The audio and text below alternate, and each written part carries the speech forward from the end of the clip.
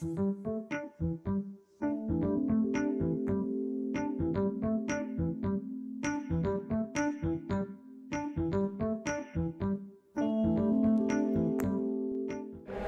selamat malam teman-teman, baik yang ada di luar sana atau di sini.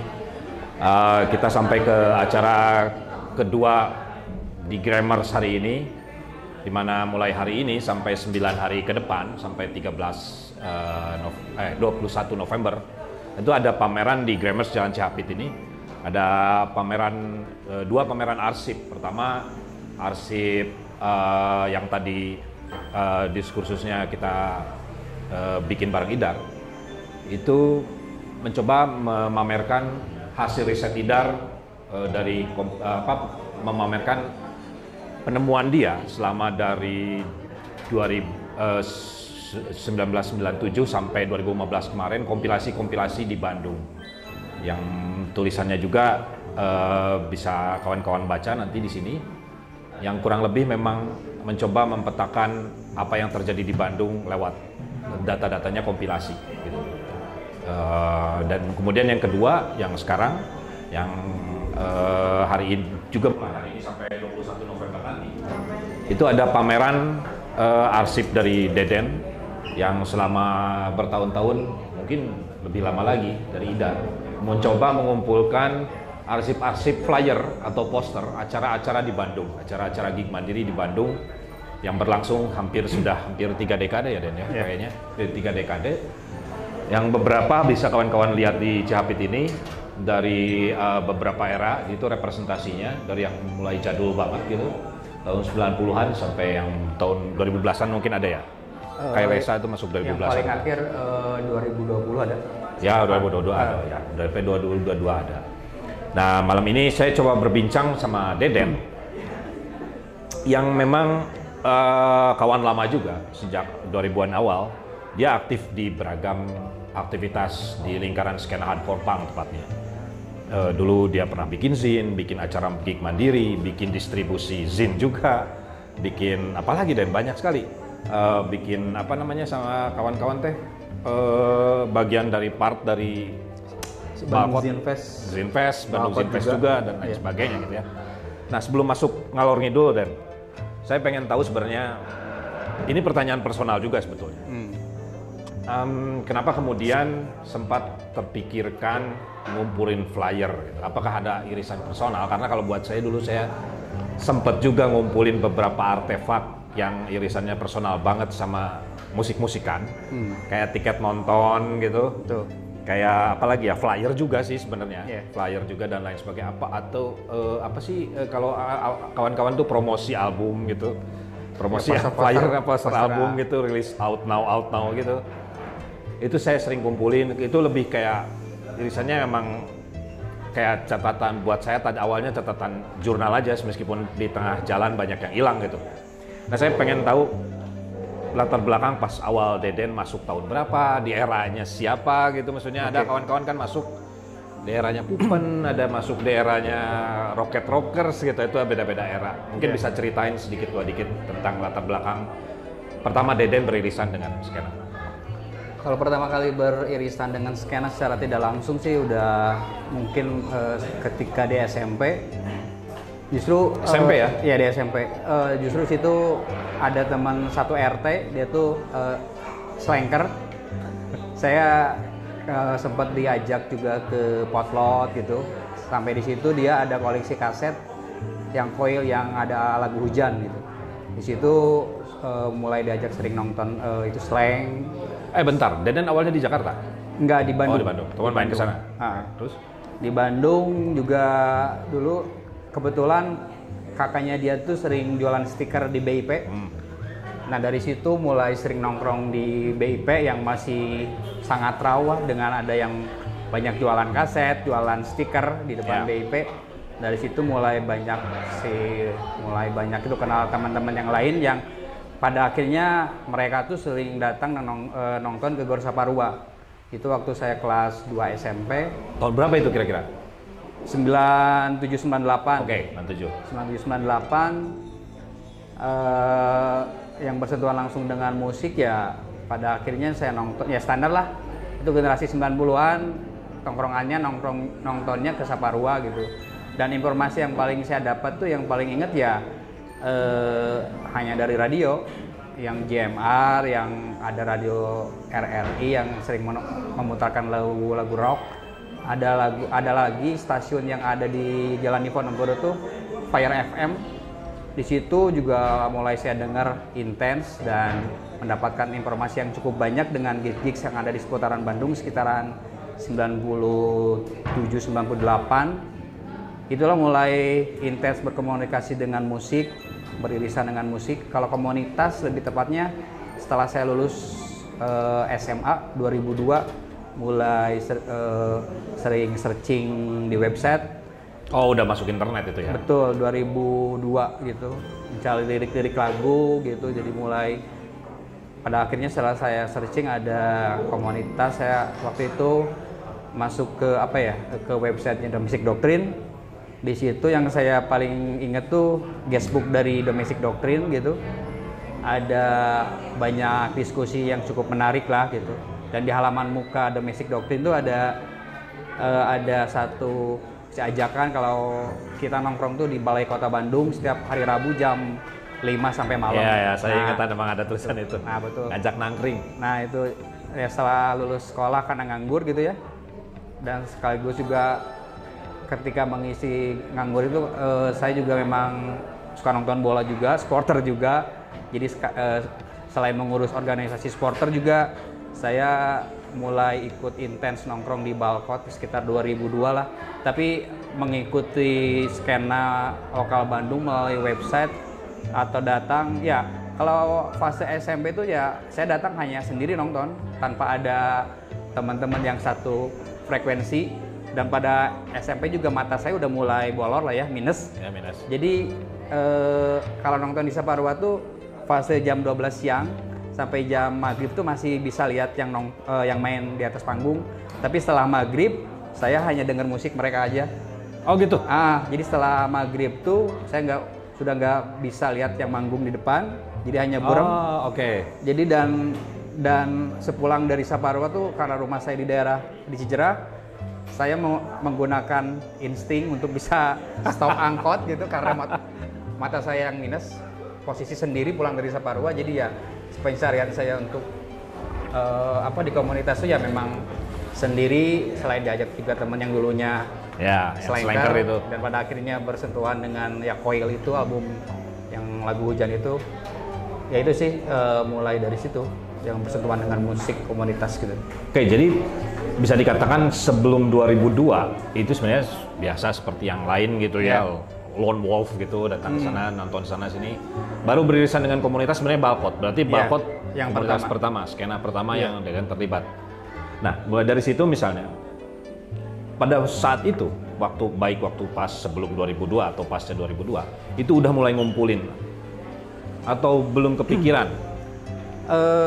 Kalau yang secara personal beririsan dengan arsip itu ya kayak pada akhirnya disadari setelah saya tracing lagi ke belakang, karena kebiasaan saya sama almarhum bapak sering berlangganan surat kabar bola, terus GO sama pikiran rakyat. Mulai dari situ karena numpuk di rumah mulai mengklasifikasikan tiap edisinya itu. Mulai dari situ sering nonton juga, pada akhirnya kepikiran untuk mengumpulkan dulu tiket acara dulunya. Tiket acara itu memang sudah dikumpulkan dari SMP, itu sekitar udah hampir 5 tahun. Tapi dalam pertama kali saya mulai kerja, entah dicopet atau apa, dompetnya nyagon gitulah, diangkot gitu. Setelah itu karena dulu tuh suka ada kayak misalnya acara-acara misalnya hader kayak tiket suka bonus poster. Nah, betul. Suka ada biasanya. Nah, setelah tiket hilang, yang tertinggal hanya poster.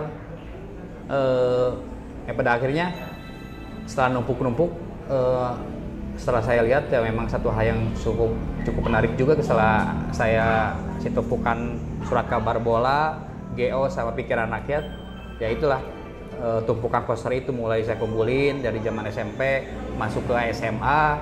Setelah lebih banyak nongkrong di Balkot, jalan itu semakin luas aja. Dan Balkot ya salah satu jalan saya untuk bisa lebih lebih intens mengakses apa itu yang dinamakan sebuah arsip gitu. Dan ya memang 2002 saya kenal ke komunitas Balkot ya memang yang sama sekali nggak tahu apa-apa gitu. Jadi jadi memang murni hanya transformasi pengetahuan dan informasi segala macamnya itu Balkot. Iya, Balkot. Jadi semua di situ dibuka, mulai saya bermula dari mendistribusikan rekaman, membantu mendistribusikan zin. Pada akhirnya saya memberanikan diri untuk melapak di setiap acara gitu. Dari situ juga berkenalan dengan season maker lain, dengan orang-orang yang membuat label untuk bisa dibantu distribusinya di Bandung gitu. Jadi ya itulah mulai dari Balkot tuh ya untuk saya mengumpulkan banyak hal tuh memang ya di situ. Judul Deden itu sebenarnya supaya untuk kawan-kawan supaya ada yang gamis ya, untuk yang belum paham sejarah dan lain sebagainya. Di judul pameran Deden itu ada satu kata kunci yaitu gigs mandiri itu. Jadi saya bisa berkesimpulan kalau di sini sebenarnya ada irisan, saya baru paham sekarang kenapa kemudian ada itu dan kemudian arsip Deden itu mayoritas yang seperti itu. Karena ada irisannya dengan Balkot. Balkot itu skena hardcore punk, anak-anak hardcore punk rata-rata. Jadi buat saya kesimpulan gembelnya, Deden itu pintu awalnya itu hardcore punk. Betul. Jadi pintu awalnya hardcore punk dan kemudian bisa ceritain gitu misalnya kemudian karakteristik hardcore punk itu seperti apa, dalam artian kenapa kemudian bisa ada inspirasi zin di sana. Saya yakin zin itu meskipun semua genre pada saat itu ada, tapi kental dengan hardcore punk. Kemudian gigs mandiri, kemudian apa namanya etos otonom yang pada saat itu memang katakanlah pasca era Saparua itu tuh jadi kayak semacam Bandung ada segregasi, ada yang ada yang memang jalur mainstream dan kemudian ada yang kemudian semakin militan bikin gigs mandiri dan kancol culture sendiri gitu, kultur tandingan sendiri. Mungkin bisa cerita sedikit buat kawan-kawan supaya nggak miss kemudian kenapa ini mandiri dan kemudian ada zin, ada gigs mandiri dan lain sebagainya gitu. Karena pintu informasi saya dimulai dari Balkot dan hardcore punk, di situ juga saya mulai mendapatkan informasi yang cukup lebih jauh tentang apa itu sebuah kemandirian, sebuah otonom bagi komunitas. Di situ memang awalnya memang saya itu berpikiran sangat sangat kolot lah bahwa hardcore punk itu memang harus tanpa sponsor. Dan pada awalnya memang setelah fase itu saya juga mengorganisir bersama-sama teman-teman Balkot dengan acara tanpa sponsor. Di sisi lain juga saya mengumpulkan poster. Ada momen juga banyak poster-poster yang saya kumpulin dari zaman saya sekolah yang di bawahnya banyak logo-logo sponsor. Pada akhirnya saya gunting gitu. Dan itu juga ada yang Flower City Sound, terus acara-acara yang di SMA yang mulai banyak si korporasi mulai masuk. Jadi karena pintu awal pengetahuan saya tentang hardcore punk, tentang do it yourself gitu, dari mulai Balkot, ya pikiran saya waktu itu bahwa hardcore punk harusnya seperti ini gitu. Jadi semua hal yang tidak ada hubungannya dengan itu ya memang harus saya pikir bukan hal penting gitu, jadi harus saya gunting lah kayak gitu. Dan kolektif Balkot juga di Bandung sendiri saat itu jadi menjadi bahan omongan juga sih. Kayak saya pikir setelah saya bertahun-tahun di situ, bahwa komunikasi, bahwa pengetahuan yang ada di lingkar Balkot itu hanya berputar di sini itu aja, tidak bisa keluar komunitas itu. Seperti setiap band tour internasional yang dibikin oleh Balkot yang mainnya hanya band-band itu aja sih. Band yang di luar Balkot dari skena yang biasa manggung di acara bersponsor kayak Kickfest, yang acara biasa bersponsor kayak clothing lokal, itu jarang bisa masuk untuk bisa main di Balkot. Jadi banyak dinamika yang terjadi di era-era itu sampai sampai sih band-band yang di Bandung teh banyak gitu, tapi yang main di acara balkon tuh hanya band-band yang itu aja. Jadi ya hanya asik sendiri gitu balkon. Tapi memang pada akhirnya memang balkon juga bisa terus berjalan gitu, bisa kita ngumpul tiap hari Rabu, sering mengumpulkan 1.000 pertama dari teman-teman. Itu dari uang yang kita kumpulkan bisa membeli alat, bukan membeli alat, bisa mengorganisir gigs, bisa membuat sesuatu, something atau apapun lah gitu. Jadi ya itulah, banyak dinamika yang terjadi saat itu, yang saya pikir hanya berputar berputar di balkon aja sih informasinya. Oke. Dan itu yang tadi ya. Ya. Kenapa dibikin zin dari koleksi saya? Setelah banyak referensi, ya bikin ya dengan membaca zin-zin kayak Maximum, kayak yang dari luar, ternyata teman-teman dari luar sana tuh tentang pengarsipan tuh, walaupun dari scene punk hardcore DIY gitu, mereka sudah sangat sadar gitu. Bisa dilihat dari rekaman tahun 2000 yang dirilis ulang, dari rekaman tahun 70, 80, 90 tuh arsip dari poster-poster lama mereka tuh masih bisa dimunculkan di diskografi ya. Jadi saya pikir wah, skena luar tuh memang sudah sadar tentang pengarsipan, dan pada akhirnya saya pun jadi terinspirasi dengan kumpulan poster yang saya sudah kumpulkan sudah cukup lama. Ini harus menjadi sesuatu minimal bisa tetap terdokumentasikan dan masih bisa terdistribusikan informasinya, bahwa poster-poster ini masih bisa diakses dan masih bisa dinikmati oleh si generasi selanjutnya gitu. Jadi ya itu harus bisa pada akhirnya si outputnya bikin zin. Sebetulnya gini, Deden masuk di era sebenarnya pasca Saparua kan. Pasca Saparua yang kalau buat saya itu justru ada perubahan besar di Bandung. Ketika band-band udah nggak lagi main di satu tempat dengan misalnya di Saparua dengan line up 30 band gitu, ya, 25 band gitu. Paling sedikit tuh di Saparua berapa sih? 20 ada gitu. 20 band gitu ya maksudnya. Dan kemudian masuk ke era 2000-an dengan masifnya informasi, kawan-kawan dapat zin hardcore punk, dan kemudian mulai populer hardcore punk di Bandung dan lain sebagainya. Itu kalau buat saya lebih kayak ada amunisi baru buat kawan-kawan, pencerahan gitu. Kalau manggung itu nggak perlu banyak orang, betul, nggak perlu di tempat besar.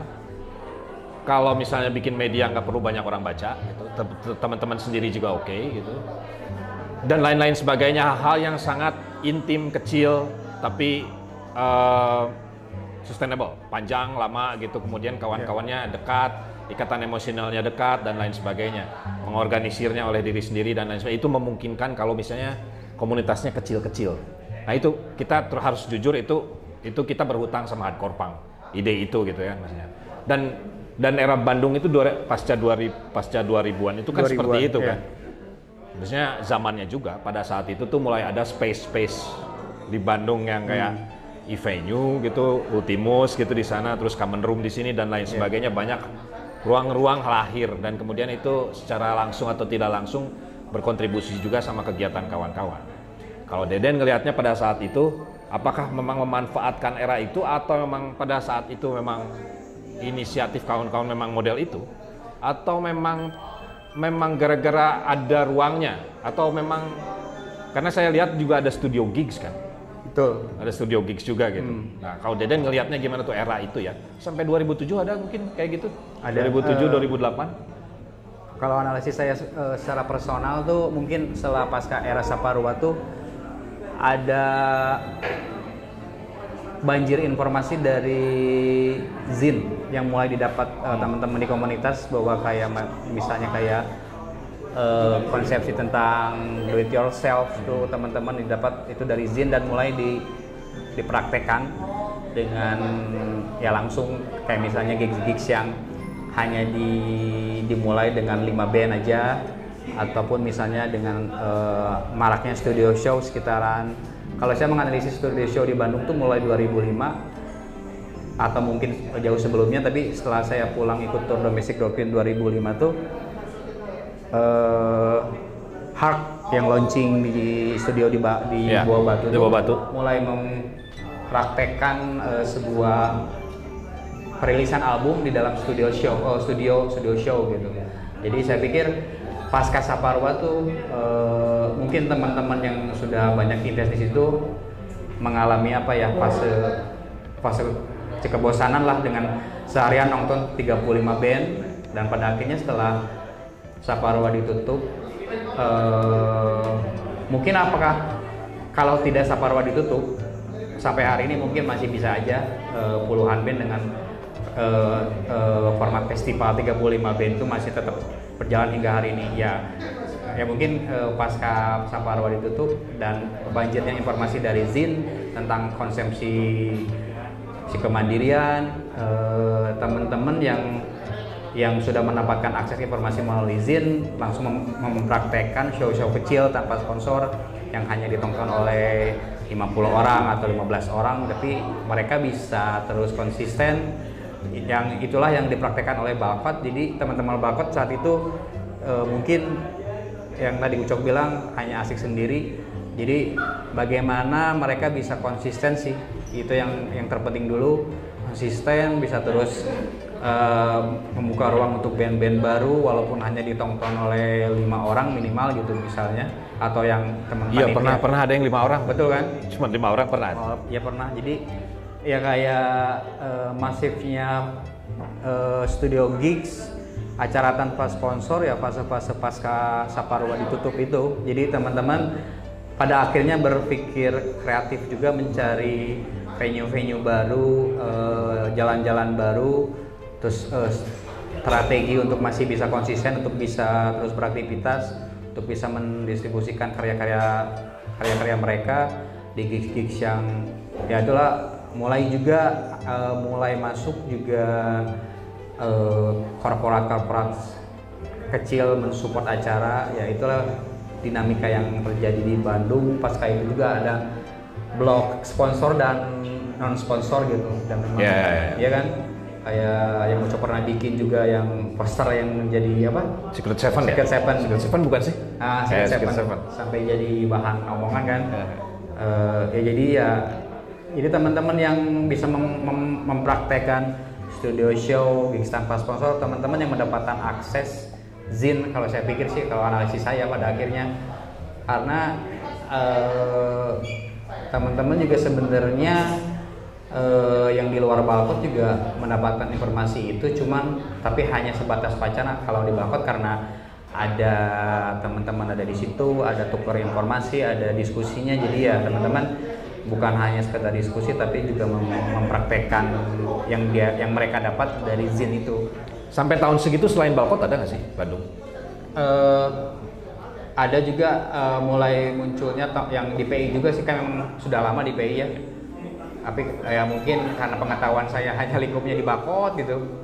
Tapi pada akhirnya juga teman-teman dari tongkrongan PI. Maksud saya selain yang sudah sebelum Balkot ya. Maksudnya kalau saya ingat saya waktu itu yang sudah kan ada Harder, Camplas, teman-teman Harder, ada teman-teman PI, ada Tangkringan di Purna dan lain sebagainya. Itu kan Balkot tuh terhitung baru kan, baru 2002 kesini gitu. Nah selain Balkot ada lagi nggak apa yang lebih kecil kayak, atau mungkin kalau Stres sudah nggak ada ya kalau nggak salah? Sudah nggak aktif kalau pas masa itu. Jadi mungkin lebih banyak aktifnya yang di luar Bandung, kayak Selatan, di Soreang. Oh iya ada satelit. Kalau di Bandung ya titik-titik itu kayak di Harder, kayak di Ujung Berung mungkin dengan show-show, tapi Ujung Berung sudah show yang lebih besar mungkin ya. Ya kalau yang saya tahu ya saat itu ya selain Balkot ya hanya yang di luar, yang Selatan itu sih. Di Soreang. Itu yang Deden terlibat tuh untuk pengorganisiran gigs mandirinya itu Anak Muda Productions-nya atau Reclaim the Stair-nya? Atau gimana posisinya gitu? Nah, sebenarnya kalau untuk masalah Anak Muda Production tuh kolektif yang saya bikin setelah Balkot mulai agak-agak kurang aktif. Saya dengan teman-teman ada 4 orang. Setelah Reclaim the Stair berarti? Iya, betul. Oke. Setelah Reclaim the Stair, saya membuat kolektif anak muda production dengan divisi-divisinya seperti si pendistribusian zin, merchandising, si pengorganisiran show gitu. Jadi ya momen pada akhirnya Bapak jalan lagi itu 2008 ada band Amerika Conquest for Death. Ya itulah momennya Bapak aktif lagi dan anak muda juga pada akhirnya bubar gitu. Itu saya baru mau nanya itu. Apakah era itu kan mulai banyak band-band hardcore DIY luar Indonesia yang mulai tur ke Indonesia, ke beberapa kota di Indonesia. Seberapa besar pengaruhnya memang kedatangan band-band tersebut, baik secara informasi atau transformasi pengetahuan, bawa zin apa gitu, maksudnya di kawan-kawan gitu. Apa paling nggak kayak tadi cerita bahwa datang band ini ke sini jadi anak-anak semangat lagi ngorganisir gig gitu kayak Rainbow, terus apalagi Peace Christ, apalagi banyak sih. Gitu. Ya kayak gitu-gitu misalnya gitu. Seberapa besar sih? Sebenarnya kalau misalnya Karena itu belum pernah terjadi di era Saparua deh. Sebenarnya kalau misalnya dihitung-hitungan sih distribusi informasi ke kitanya memang jauh banget. Jadi bisa dibilang kita tuh mengorganisir band internasional tuh memang dulu tuh mengorganisir band internasional tuh satu hal yang sangat wah gitu ya.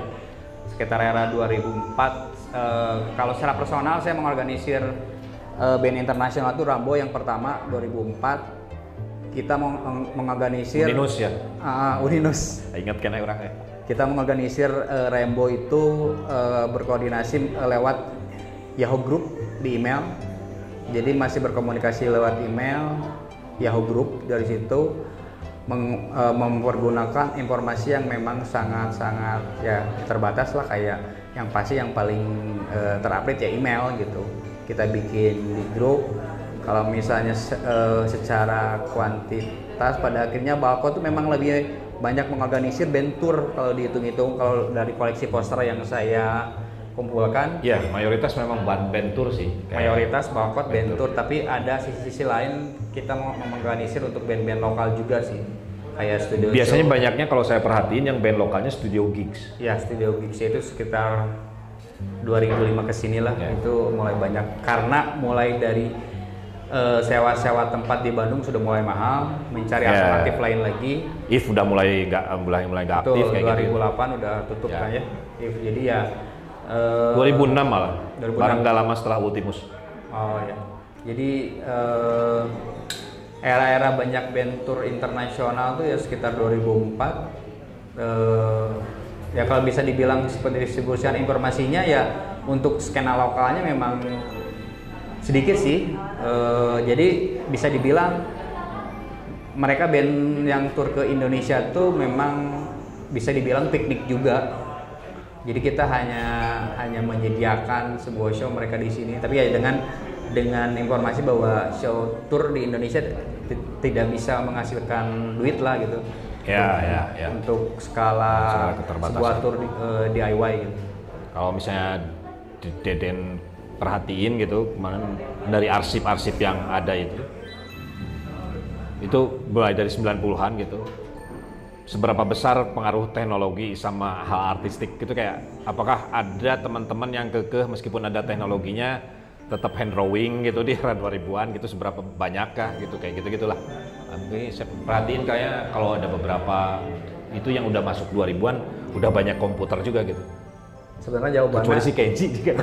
Jawabannya sih memang untuk pertanyaan ini memang jawabannya harus memang teman yang bisa ngedesain. Kalau saya secara personal suka hal yang artistik tapi belum bisa mengeksekusinya. Yang menjadi ketertarikan saya terhadap poster tuh yaitu kayak mulai banyaknya band-band yang mempunyai font-font tersendiri.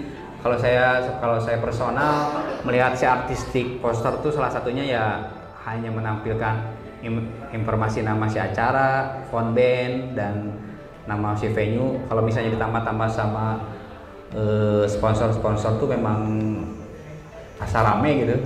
Jadi ya kalau saya pikir dengan kekehnya teknologi tuh, dengan pengumpulannya poster ini tuh bisa dirunut juga sih, bisa kita flashback bagaimana perkembangan teknologi teman-teman yang membuat poster tuh mendesain dengan keterbatasan teknologi saat itu. Misalnya si era 90-an hanya bisa memakai gunting tempel dari font-font dari majalah ditempel, ataupun setelah masuknya komputer ada di WordArt. Iya, WordArt, Microsoft Word di guntingan.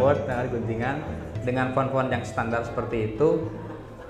Terus juga mulai masuk lagi Rugos.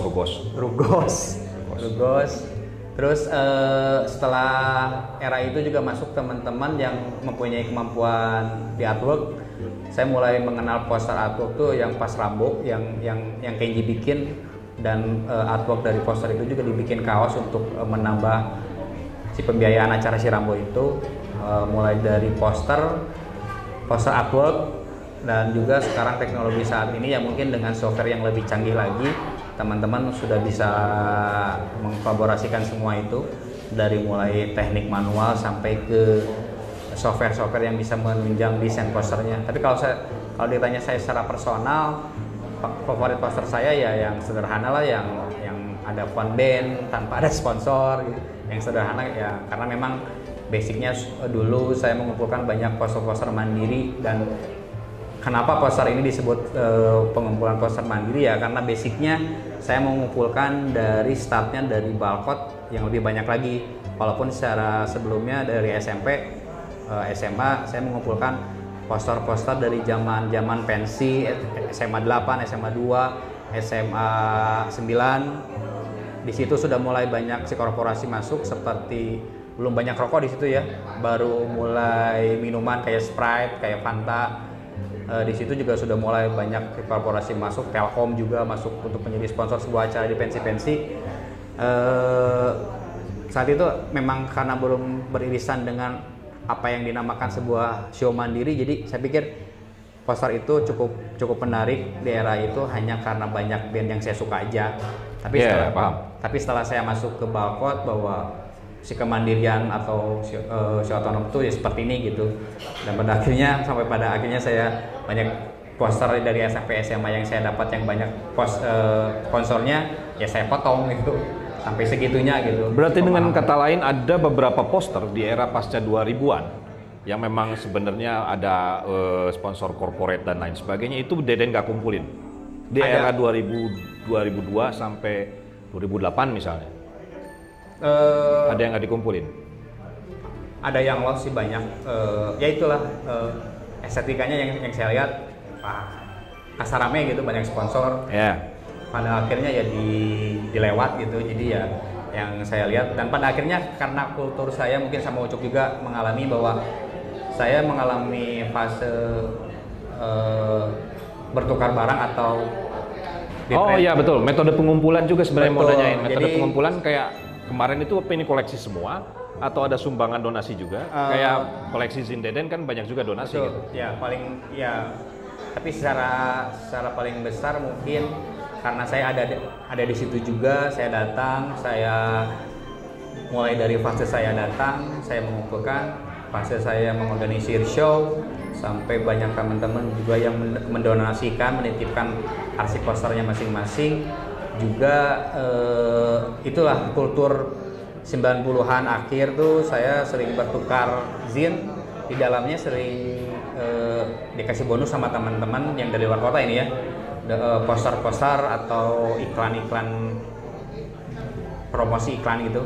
Jadi ya karena pengumpulan metode di trade itu, pada akhirnya bukan hanya poster gig sih kalau yang saya kumpulin di rumah, juga lebih dari itu juga sih, mulai dari zin, mulai dari iklan-iklan kayak ya promosi zin, promosi rilisan itu semua karena kultur bertukar barang itu. Ya. Justru ini saya pengen sedikit intermezzo, kayak ada beberapa poster yang yang dulu saya pernah punya dan kemudian lupa, dan ternyata pernah ada juga dan saya baru ingat gitu. Padahal kita juga yang bikin.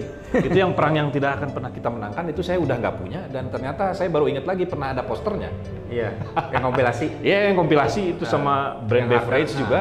Saya lupa itu pernah ada posternya ternyata ya. Ya itulah. Dan juga satu kebiasaan saya juga mengkoleksi poster sama iklan-iklan promosi itu. Ketika era sering datang atau beli ke distro, jadi satu hal yang saya pengen itu ketika masuk ke distro tuh pengen dapat poster itu gitu. Ya betul. Atau enggak ketika zaman saya sekolah jalan-jalan di jalanan Bandung, di angkot ataupun di jalan raya di halte ada poster, Copot. pasti saya copot. Itu si kebiasaan itu hampir berjalan ketika saya mulai SMP, SMA sampai keluar sekolah. Sempat ada satu momen juga si kebiasaan itu sampai saya ditegur sama krunya di K dulu di studio si Asam lah ya. Asam. Si Asam sampai sama ditegur. almarhum. Si Asam dulu almarhum sampai ditegur bahwa itu poster baru ditempel. Langsung saya ambil. Langsung dia mana eta naon disebut poster.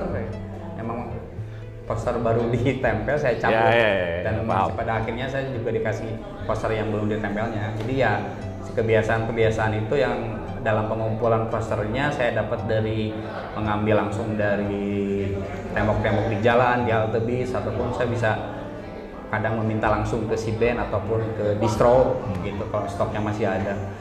Jadi ya satu hal yang tanpa disadari sih saya ngumpulin poster-poster ini. Dan ada satu cukup ya seperti teman-teman yang mengumpulkan rekaman ya kayak CD kaset ataupun piringan hitam, ketika sesuatu itu memang sudah disusun dengan rapi, ada satu apa ya keinginan untuk bisa terus nambah lagi, dan setelah saya hitung-hitung juga wah edan oke gitu ada. Dan mesti ada satu space khusus juga sih untuk si maintenance poster ini juga. Ya tentu cara penyimpanan dan lain sebagainya. Ini ada yang satu yang saya miss sebenarnya Den. Jadi kalau ngomongin format, ukuran gitu, ada yang satu saya miss. Jadi kayak inget nggak era setelah 2004-2005 itu tuh musimnya flyer kartu pos. Segede yang kecil banget gitu. Yang sering saya yang udah bukan buat ditempel gitu, cuman bener iya, yang kayak gitu. Itu emang ngumpulin juga nggak? Ya itu karena saya nggak banyak lihat. Itu kalau yang saya analisis yang poster-poster hanya dari postcard tuh kebanyakan acara-acara si indie pop ya, sama hip hop biasanya. Hip hop itu yang bar sebenarnya. Di bar gitu kayak di TRL. Ya di TRL, era TRL sebenarnya sebetulnya. Itu banyak acara-acara yang hanya dibikin posternya tuh postcard gitu. Ya betul. Dan postcard. disimpan tuh di distro di clothing di Bandung. Iya, betul. Jadi sampai pada akhirnya saya ada satu momen misalnya hari Minggu tuh saya jalan-jalan ke distro clothing di Bandung. Jadi saya hanya datang hanya untuk ngambil poster aja. Berarti ada. Okay. Itu kayak gigsnya buatannya si Bang Dade. Ya. Yang si Bang Dade launchingnya di Army. Ya betul. Jadi ya memang poster-poster yang seperti itu kalau saya analisis juga ketika scene indie pop sudah mulai naik, itu banyak poster-poster kecil yang disimpan di clothing lokal gitu. Jadi banyak teraksesnya di situ. Dan lumayan wah juga untuk ukuran saat itu ya. Cetak offsetnya itu mah. Dan offset pisan. Dan memang sudah banyak sponsor lokal kayak clothing udah mulai di muka depannya tuh poster band yang main dan di belakangnya tuh banyak. Ya makanya masih tetap bisa collectible sebetulnya. Jadi logonya tuh ada di belakang postcardnya. Dan ada sih saya juga bawa sampelnya. Ada beberapa ya? Ada beberapa poster yang postcard itu. Oke, sebelum masuk ke tanya jawab ada satu lagi saya pengen nanya. Kenapa kemudian belakangan Deden mencoba mengarsipkan ini jadi buku dinding Bandicamp ini gitu, kayak apakah ada niatan memang sebenarnya memang mau mengarsipkan, tapi kenapa jadi per volume, kenapa kemudian nggak ngumpulin aja dulu semua kemudian baru kemudian keluarin satu buku gitu? Apakah ada faktor persoalan pembiayaan kah gitu, faktor apalah gitu maksudnya? Belakangan kan itu baru 2017 kan yang pertama kali rilis. kenapa saya dibikin Pervolume menjadi sebuah zin, karena saat itu hanya terpikir saya hanya pingin membuat sesuatu dari koleksi poster itu, bagaimana caranya bisa langsung terakses oleh teman-teman. Setelah saya join di rumah kelinci sama Ameng sama Ferry, di situ ada kepikiran ide kenapa nggak dibikin dulu aja sebuah format zin gitu, kita bisa mengkategorikannya per tahun, dan kenapa per volume saya mengkurasinya ya dari tahun-tahunnya itu, dan ya edisi 1 dari tahun 99. Oh ya, kronologis ya itu ya. Betul, jadi mulai bisa tracing juga di situ bagaimana sih perkembangan desain posternya. Jadi mulai bagaimana kita bisa melihat si kooptasi sponsor masuk ke acara-acara di Saparua, bagaimana kita bisa tracing venue-venue di Bandung gitu. Jadi bisa ke deteksi dari ya, poster itu sendiri sih. Iya, betul banget Dari itu kayak pemetaan tempat-tempat pada saat itu. Juga ya yang tadi saya bilang, band sudah bisa mempunyai logo-logonya sendiri gitu. Jadi gitu, walaupun memang sebenarnya poster tuh banyak dilupain oleh setiap orang karena sifatnya sementara, menginformasikan. Betul, ya. Pada akhirnya hanya bisa dikenang orang tuh si acaranya sendiri, tapi mediumnya untuk menginformasikan dalam sebuah acara itu, posternya itu sering dilupakan oleh semua orang gitu. Betul. Ya saya pikir ketika arsipnya sudah jadi, ini harus menjadi sesuatu ya, ada ya baru kepikiran untuk dibikin zin.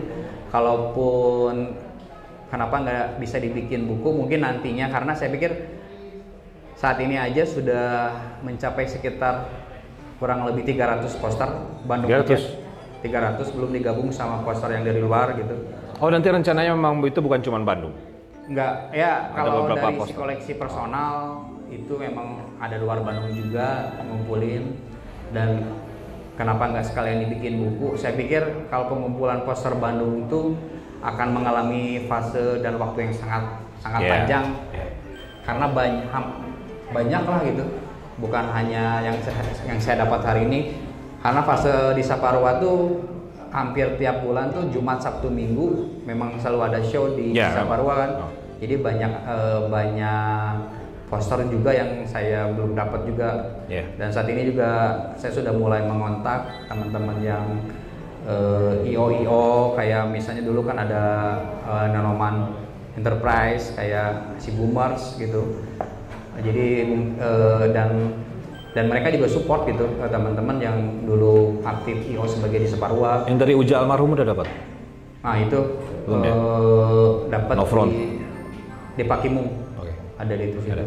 Jadi ya mungkin proyek jangka panjangnya setelah si arsipnya bertambah, setelah dirasa cukup, mungkin akan dibikin sebuah buku. Tapi saat ini saya ingin membuat juga bahwa si poster-poster ini tuh harus ada rumahnya sendiri, dengan saya menginisiasi akan membuat websitenya sih. Oh, digitalisasi gitu ya, ada display buat publiknya gitu. Karena poster yang saya posting yang di IG itu hanya si caption sederhana lah.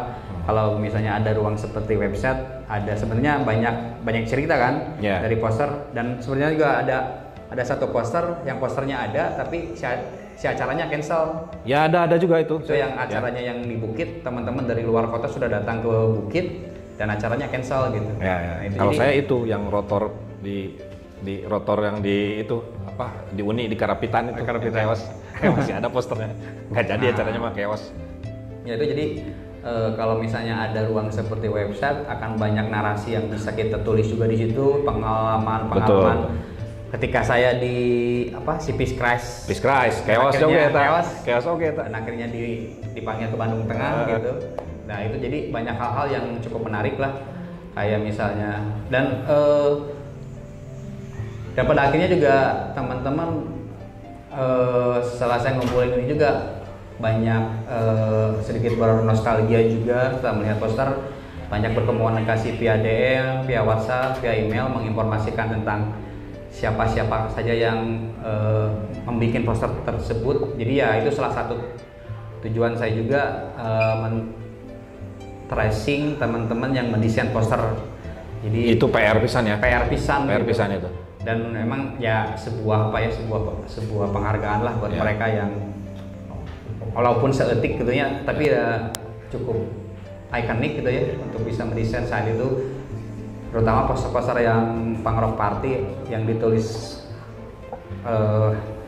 itulah spidol gitu, punk rock party dan lain-lain. Jadi ya edan sih. Tapi saya tahu tuh yang ngedesain poster Les Show-nya Pupen si Aryan pasti. Oh, si Aryan. Si Aryan pasti itu. Nggak ada lagi. Sama Tiket to Ride itu kayaknya si Dendi deh. Kayaknya benar-benar era itu. Oh iya. Mungkin. Oke, mungkin itu dulu Den. Kita lempar dulu. Mungkin udah 1 jam kita ngobrol. Masih ada sisa 30 menit. Buat kawan-kawan mungkin ada yang mau menanyakan perihal apa yang tadi disampaikan, mau menambahkan atau mengurangkan atau meluruskan beberapa hal, silahkan dipersilahkan. Mungkin ada yang mau bertanya. Militan hoarder nak. Pulang sekolah nyopotin flyer itu nekat. Kalau zaman itu nyopotin flyer itu nekat karena kemungkinan besar yang nempelnya masih ada di situ. Ya itu sampai kan ditegur. Ya, masa sama si Asam Dikei kan? Iya, betul. Itu satu hal yang nekat. Menempelnya nekat, nyopotnya juga nekat sebenarnya. Dan ya culang-cilang ya. Iya, betul. Oke, mungkin ada dari teman-teman yang mau nanya, Idar mungkin? Tadi relevansinya sama era itu gitu? Kan, kayak gua, pakai ini biar kerekam. Selamat buat Deden, ini pameran pertamanya Den. Iya, showcase pertama. Kemudian itu udah ada apa linknya dan sebagainya. Ini kalau ngomongin tentang si poster ini kan memang itu tadi balik ke relevansi lah ya. Bagaimana kan kita ngomongin poster dulu teh, kita punya memori kolektif jadi strategi komunikasi, sebagai komunitas potongan untuk eksistensi dengan acara dan sebagainya. Kalau Deden sih sebetulnya relevansi ke sekarang ya, digitalisasinya, karena kan tujuannya juga nanti ingin jadi satu arsip digital ya, si poster ini tag gitu ya. Dan sekarang kan sebetulnya culture untuk poster sebenarnya kayak hilang nih, udah hanya transformasi jadi grup WhatsApp di sebarang. Iya, tapi itu seharusnya pertanyaan terakhir gua itu. Oh iya. Tapi nggak apa-apa lah. Harusnya itu gua mau nutup pakai itu, tapi nggak apa-apa. Apakah ada satu kelasnya, satu bentuk untuk kedepannya itu sebetulnya apakah memang poster ini teh dibentuk dalam berbagai bentuk ini teh masih jadi satu hal untuk jadi strategi komunikasi komunitas lah untuk kasarnya tentang digitalisasi poster ini kayak gitu. Jadi apakah akan tetap menghasilkannya, dan kalaupun enggak, kayaknya saya fokus di fisik dan membatasi ini karena ini lebih ya tadi dinding ini milik kami tanya, atau gimana Den? Apakah ada time frame? Mungkin lebih ke kerja kuratorialnya Den, time frame-nya gimana? Apakah sampai kapan, atau ada apakah khusus genre atau gimana gitu? Lebih ke proses kurasi time frame dari era 2015 ke sini lah misalkan. Apakah bakal seperti itu atau gimana?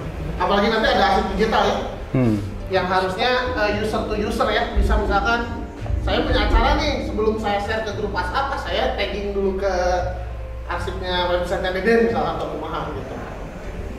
Ya lebih ke apa ya? Itu benar merek gawean pisan bener mana Dan. Mantap mana. Hade Dan. Silakan Dan, dinding ini milik Deden malam ini. Baru bingung, timekeeper bingung. Iya, timekeeper. Ya mau nggak mau sih memang harus mengikuti si perkembangan zaman, dan pada akhirnya saya berinisiasi untuk membentuk sebuah website walaupun belum ada modal gitu.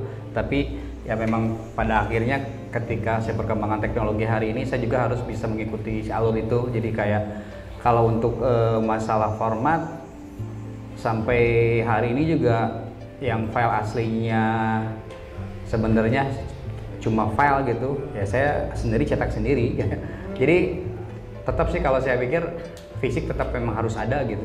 Kayak teman-teman walaupun memang ada Spotify diupload di Bandcamp, teman-teman masih yang militan masih tetap harus mendengarkan rekaman itu dengan sambil memegang lirik-lirik mereka gitu.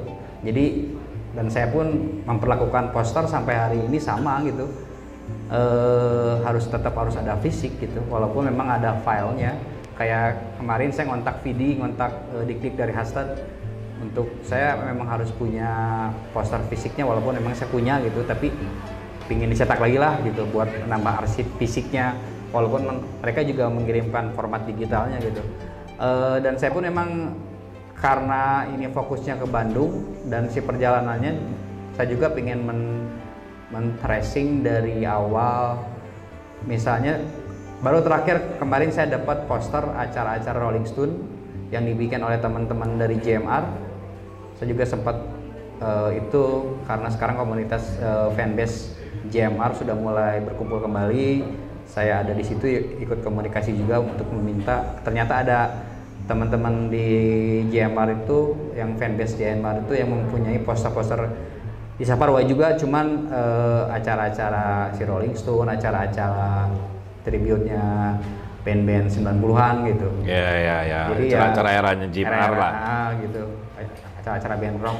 Jadi ya saya nggak akan membatasi untuk sampai kapan si periodenya, karena kalau misalnya bisa sampai dapat ke zaman Hari Lucy bikin show ada acara posternya, ya mungkin saya akan bisa terus mencari seperti itu.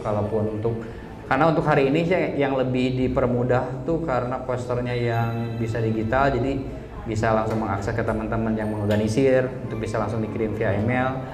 Tapi yang pasti kalau saya memang fisik memang harus tetap ada sih, karena ya asik weh gitu lihat map folder, banyak poster, banyak variasi desain, seru weh gitu lihat, wah edan gitu banyak gitu loh. Jadi cara belakangan itu harus lihat timeline Instagram gitu, scroll gitu. Harusnya sih memang ada yang metodenya arsip gitu. Ada lagi mungkin teman-teman ada yang mau bertanya, menambahkan soal tadi flyer arsip, bahkan mungkin hal-hal di luar itu gitu, soal tadi gigs mandirinya itu sendiri dan lain sebagainya. Yang sebenarnya saya tertarik sama pendapat kawan-kawan skena hardcore punk hari ini, justru saya pengen tahu sebetulnya gitu. Jadi menurut mereka seperti apa gitu, maksudnya eranya sudah berubah, sudah banyak berubah gitu. Bagaimana pendapat mereka tentang pengorganisiran gigs mandiri, pendistribusian informasi lewat flyer atau hal-hal yang dulu jadi tradisi ya kawan-kawan lah, mungkin seperti itu gitu. Menarik kan? Karena kalau buat saya sih semenjak tahun kemarin tuh kayak ada gelombang baru hardcore punk di Bandung gitu. Ada band-band barunya lumayan banyak dan lain sebagainya dengan beragam corak gitu. 2 tahun kemarin lah mungkin, dari mulai 2019, 2018 gitu kayaknya udah mulai banyak lagi. Saya tertarik. Ya mungkin band yang hadir hari ini kayak misalnya fenomena band baru yang bisa langsung terekspos secara nasional juga jadi bahan obrolan saya barusan dengan teman-teman di sini juga. Band baru yang bisa langsung terekspos secara lokal dan nasional. Ya padahal band itu memang baru bikin satu show tapi langsung terekspos gitu. Jadi banyak hal gitu. Ada teman yang bilang berpendapat bahwa Suratan Takdir band itu hadir di tahun sekarang gitu, dengan mereka lebih bisa terekspos langsung dengan promosi di media sosial, dengan satu klik bisa langsung terakses oleh seluruh dunia bahkan ya. Jadi kalau misalnya format si postering itu akan sangat lama band itu bisa terakses. Untuk band-band baru misalnya, kalau era-era ya kita mungkin band-band tuh memang bekerja sangat-sangat keras gitu, mereka bisa terakses bahwa band ini main di acara Saparwa tuh ya si generasi kita tuh ya memang mencari informasinya kalau nggak dari radio ya dari poster yang ditempel di acara. Tapi generasi hari ini band-band tuh bisa terakses secara 5 detik aja di sosial media, langsung muncul, bisa terakses oleh seluruh orang tuh ya karena ya percepatan teknologi informasi bisa diakses gitu. Jadi band-band hari ini yang ada ya harusnya bisa bersyukur dan harus bisa memaksimalkan perkembangan yang ada sih. Kalau band-band hari ini yang masih berleha-leha sebenarnya sangat sayang aja. Sudah teknologinya sudah sangat mumpuni untuk bisa membantu meningkatkan si band itu sendiri untuk gitu. lebih otonom, untuk lebih mandiri dan lain sebagainya. Betul. Teknologi memungkinkan untuk itu. Nah, ada satu hal yang saya pengen sharing sama teman-teman yang hari ini memang bergulat di skena dan bikin acara dan lain sebagainya. Sebenarnya ada pergeseran fungsi dari flyer sebenarnya yang bisa kita manfaatkan gitu. Seperti yang dimanfaatkan oleh kawan-kawan di Limunas. Jadi poster sama flyer itu, poster terutama ya. Poster itu bukan kemudian komunikasi bewara karena itu udah selesai sama sosmed. Iya. Tapi kemudian mereka jadikan art print Untuk jadi bisa dijual jadi bagian dari merchandising gitu, kayak dia dibikin di sablon kayak si Morgan bikin pada saat Limunas gitu, atau beberapa kawan lain lah yang memang selama ini memanfaatkan itu gitu. Nah, mungkin itu salah satu poinnya. Mungkin kalau ngomongin relevansi ya, mungkin relevansi kemudian poster apa sih hari ini gitu. Kayak ya gak ada gunanya gitu ditempel di mana ayeuna gitu misalnya kata gitu. Meskipun ada beberapa kawan-kawan masih melakukan itu. Yang lucunya, ini lucu sih ya. Ametis itu kemarin promosi album, tempel di beberapa tempat gitu, besar banget gitu. Ya, tempel di beberapa tempat, cukup populer. Tapi populernya bukan gara-gara memang orang lihat itu, tapi karena dipotret di Instagram dan disebarkan. Itu kan maksudnya meta. Aneh ya maksudnya ya. Untuk semua orang tahu Cok punya posternya Ametis nggak? Lihat kemarin bagus di mana di Instagram. Jadi bukan lihat di jalan sebenarnya. Karena memang si kultur postering juga memang sangat sangat kurang sekarang ya. Kurang. Harus diakuin itu kurang memang. Dan baru ya mungkin era-era sekarang juga pada akhirnya si poster juga bisa bernilai, ada nilai si ekonominya. Kayak Ngocok bikin juga waktu showcase di sini bisa menjual, ada nilai si ekonomi di situ. Itu nggak akan bisa dipikirkan ketika zaman dulu juga sih. Ya, dulu sebenarnya bisa, cuman karena memang miskin gitu. Jadi miskin gitu, jadi kayaknya beli screen sablon aja nggak punya dulu kayaknya kolektif. Ya, pokoknya acara biar cepet jadi aja deh. Mikirnya screennya hanya untuk kaos sama stiker. Fotokopi kelar. Nah, itu sih. Dan pada akhirnya karena perkembangan teknologi bahwa si poster menjadi sebuah nilai ekonomi pada akhirnya kan? Ya, betul. Oke, sebelum kemudian ada pertanyaan terakhir ditutup dari kawan-kawan ada? Oke, silakan. Nama dan kemudian pertanyaannya, Bu. Wah, bahaya ya.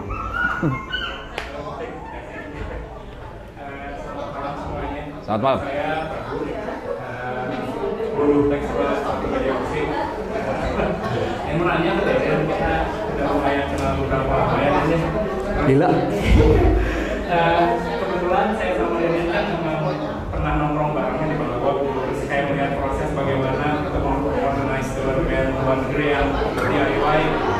Terus ada beberapa momen juga ketika band tour ini yang sempat digerebek ya Daniel.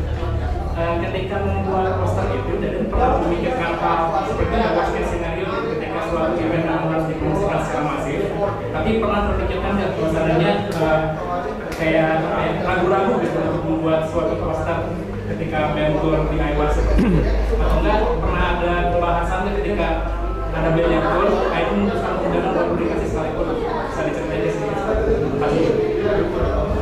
Wah, itu mah memang banyak. Jadi mungkin learning by doing gitu. Karena mungkin dari beberapa rentetan show band internasional yang diorganize oleh Balkot, aman-aman aja sih. Dan pada akhirnya digerebek sama polisi, di stop. Pada akhirnya kita juga mengevaluasi hal itu dengan mengambil sikap bahwa tour selanjutnya dari band internasional kita nggak akan mempublikasikan nama band, cukup venue. Di Indonesia juga itu menjadi bahasan. Kita ada di grup Facebook DIY tour apa gitu di Facebook, menganalisis banyak band-band internasional yang tour yang di shutdown oleh polisi, oleh imigrasi. Saya juga dengan beberapa teman juga sudah mengalami fase digerebek gitu sama polisi, diambil. Teman-teman luar kota pun seperti itu sama. Jalan, kalau misalnya ada yang masih seperti itu ya, kalau misalnya acaranya bisa jalan ya berkompromi pada akhirnya. Yang terakhir yang sampai dideportasi ketika acara yang di mana? Yang di Setiabudi ya. Itu sampai dideportasi, sampai pihak imigrasi dan kepolisian datang. Jadi ya gitu sih, fase selama Balkot mengorganisir tuh banyak hal yang memang sebelumnya tidak kita perkirakan pada akhirnya terjadi gitu. Misalnya ada yang apa, si polisi intel datang gitu menanyakan dokumentasi keimigrasiannya, kayak paspor, kayak visa kerja. Nah pada akhirnya kita mengevaluasi tiap-tiap acara dengan ya gitulah, kayak misalnya tidak mencantumkan nama negara, tidak mencantumkan nama venue pada akhirnya, dan juga yang paling buruk hanya menginformasikan dari mulut ke mulut untuk pengorganisiran band internasional. Ya, jadi banyak hal sih untuk hal seperti band tour itu. Jadi seru juga sih sampai ke di bawah gitu. Itu paling. Oke, menarik memang itu, dan buruk sebenarnya. Buruk. Oke, ada lagi teman-teman mungkin terakhir sebelum saya tutup. Ya udah, oke. Terakhir, pertanyaan terakhir deh. Sebenarnya sama tadi kayak waktu sesinya Idar. Soal relevansi juga hari ini. Kalau kata Deden, kalau ngelihat kawan-kawan kita ngomongin skena hardcore punk lokal, apakah masih eksis hari ini di Bandung? Yang saya tahu, kalau masa kemasannya tuh 2002 sampai 2008 gitu, pendek sekali memang, tapi Bisa dibilang bisa sampai 2008, 2009 lah ya. Sampai kemudian benar-benar vakum, sampai kemudian 2010-an baru ada lagi. Masih eksis nggak dengan format yang sama, dengan etos yang sama, dengan ya hal-hal yang Deden kenal sebagai hardcore punk pada saat itu. Seperti yang masih di luar, kalau di luar masih banyak gitu, tapi apakah di Bandung itu masih ada gitu? Seperti itu dengan format. Scene hardcore punk Bandung hari ini saya pikir juga banyak mengalami si perkembangannya juga, banyak mengalami stagnasi di tempat juga. Kayak mungkin karena saya sekarang juga jarang nongkrong sih ya, tapi masih mengikuti banyak perkembangan dari band-band baru, label-label baru juga. Ya Media misalnya, zin apa gitu parameternya ya. Kalau misalnya dibilang sih parameter ya zaman kemasan saya, yaitu sih ketika zin Bandung khususnya ataupun luar kota itu hampir tiap bulan tuh ada saja zin baru yang terbit ketika itu. Ataupun misalnya ketika saya minta arsip zin dari Ucok, saya minta arsip zin dari PAM, dari Kontrakultura, saya melis untuk mendistribusikannya. Zaman kemasan itu kalau dihitung si kuantitas ya memang era 2002 sampai 2010 saya pikir adalah zaman kemasannya scene hardcore punk dengan cukup balance lah. Si terminologi distro juga cukup bisa berjalan, acara-acara tanpa sponsor juga ramai gitu. Terus banyak band yang merilis rekaman-rekaman mereka sendiri, banyak band juga yang mulai mempraktikkan tur-tur DIY dengan si referensi dengan banyaknya band tour yang melakukan tur ke Indonesia. Untuk skena Bandung sendiri, saya hanya bisa mengkomentari fasenya memang sudah beda sih, dengan bukan ngomongin masalah si kemasannya kita, tapi ya memang harus diakui bahwa scene hardcore punk Bandung hari ini ya sudah termanjakan dengan si kondisi hari ini. Kayak misalnya teman-teman hari ini sudah cukup harus bisa bersyukur dengan adanya si klub racun gitu. Kita 2015 mengorganisir bersama-sama untuk mimpi kita semua sih ya, dari era setelah Saparwa kita ingin mempunyai venue mandiri yang dikelola oleh kita sendiri dan digunakan oleh teman-teman juga, dan pada akhirnya bisa terrealisasi 2015 setelah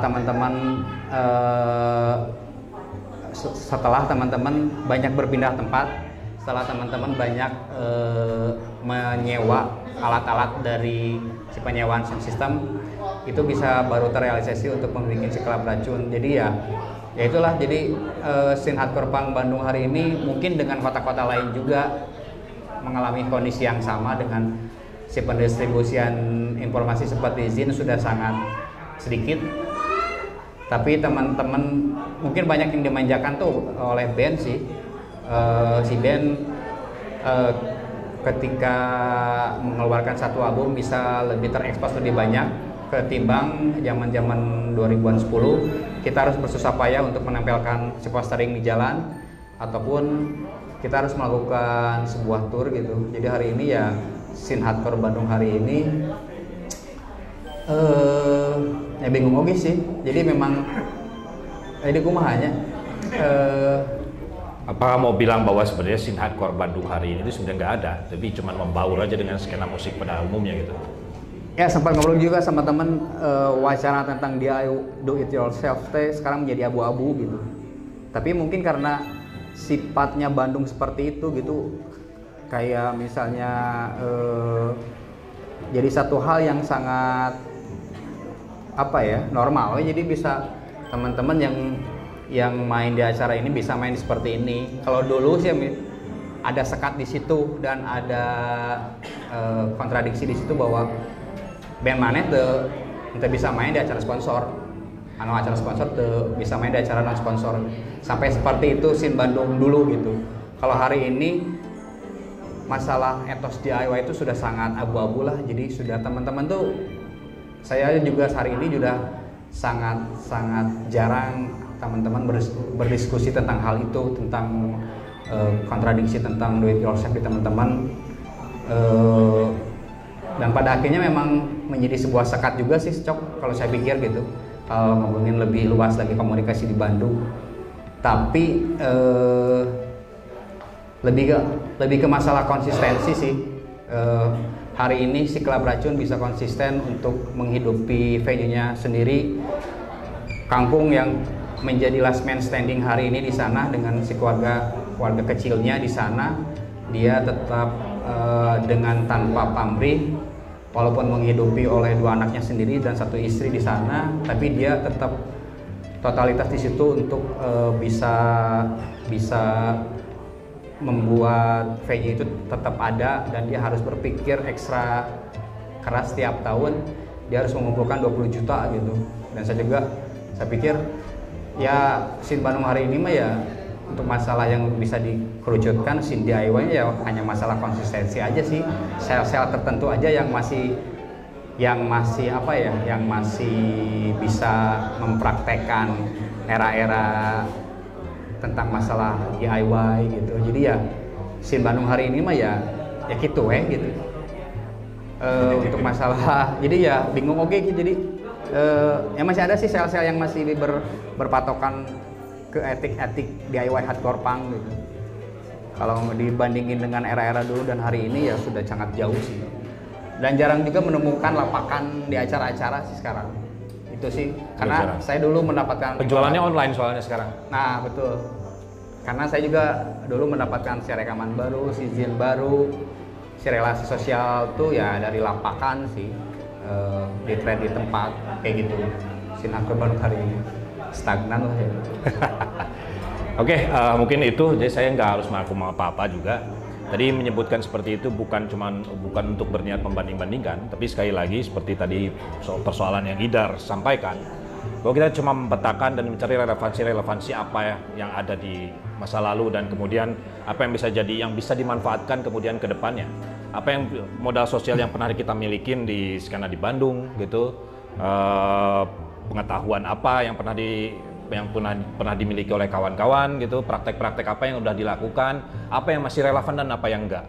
Karena kalau buat saya itu penting, karena seperti contohnya kalau saya tadi ngerespon Deden, yang prinsip-prinsip atau metode-metode yang dilakukan oleh kawan-kawan hardcore punk di 2000-an awal itu banyak dilakukan oleh kawan-kawan hari ini, tapi bukan oleh skena hardcore punk saja. Bahkan bisa dibilang sudah bukannya lagi milik skena hardcore punk metode itu gitu. Jadi udah umum banget gitu, kayak yang kawan-kawan yang folk gitu, yang kopi senja gitu, itu bikin gigs yang di semacam studio gigs yang era kita gitu, yang dulu dominannya itu hardcore punk gitu. metode-metode yang desentralis, kecil-kecil, berjejaring dan lain sebagainya. Itu maksud saya. Jadi artinya bukan mencoba membandingkan antara skena lama skena itu bukan persoalan. Saya lebih kayak bagaimana kita sebagai pelaku juga gitu untuk melihat kemudian apa yang bisa modal-modal sosial apa yang pernah ada di belakang kita untuk kita cari relevansinya hari ini dan kita manfaatkan untuk senang-senang di waktu kedepannya gitu. Mungkin itu gitu kalau buat saya.